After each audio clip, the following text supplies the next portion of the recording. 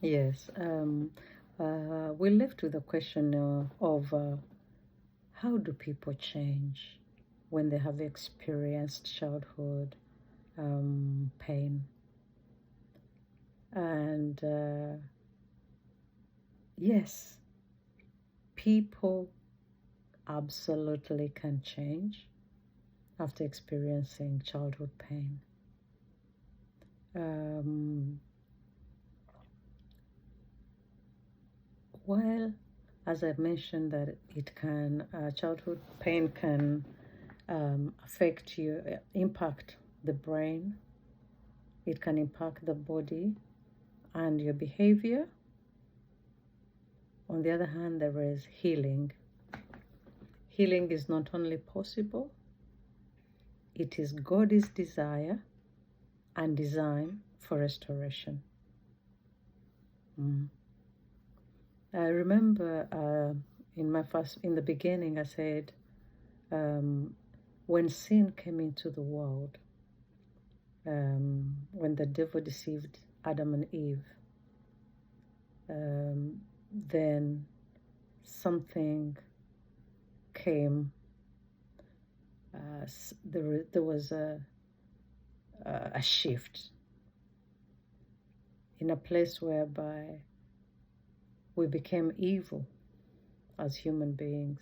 Not all of us are evil, but evil came into the world, and we've done things to people that are unspeakable, and sometimes intentionally and sometimes not intentionally.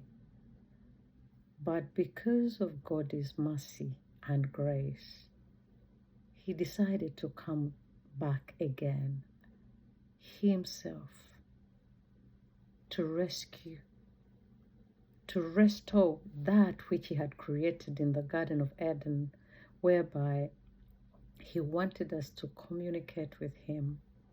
He wanted us to hear His voice and speak to Him back. Remember in the evenings, He used to come to the garden and speak with Adam. I think they used to say, "Oh, Adam, did you see that avocado? Did you see how it's wonderfully made?" And do you know what Adam would do? Adam would just say, "Avocado, come to me." Because He gave us the dominion, yeah, over all creation. Adam named almost everything that was created then.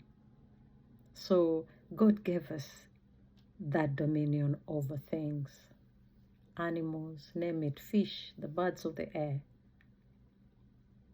And so it is His desire to restore us, to come back. Restoration means that maybe something of, for example, you have a broken watch, yeah, and it's not been working maybe for 10 years. You take it to the person, a mechanic, and they can restore it back. It can be done to cars, it can be done to anything that we have made. So how difficult will it be to the Father in heaven that created you and me, that He can fail to restore you? That's a question that you have to answer. If you're listening to me today and you have pain that it is unspeakable, if you spoke to me, I would cry tears because I easily cry. I'm talking to you. But I'm also talking to anyone that says, "I'm tired. I've been tired for a long time. When I go here, I'm not loved. I'm always the one they point a finger to. I'm always the person who feels shame. My self-esteem is so low.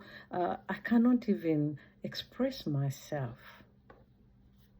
You're the person I want. And the person who needs you more is Jesus Christ. He suffered that we may have freedom.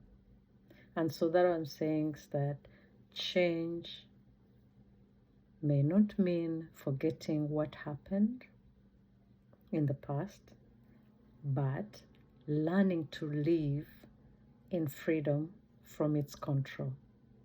You know, if you're controlled by anything, you become a slave to that thing.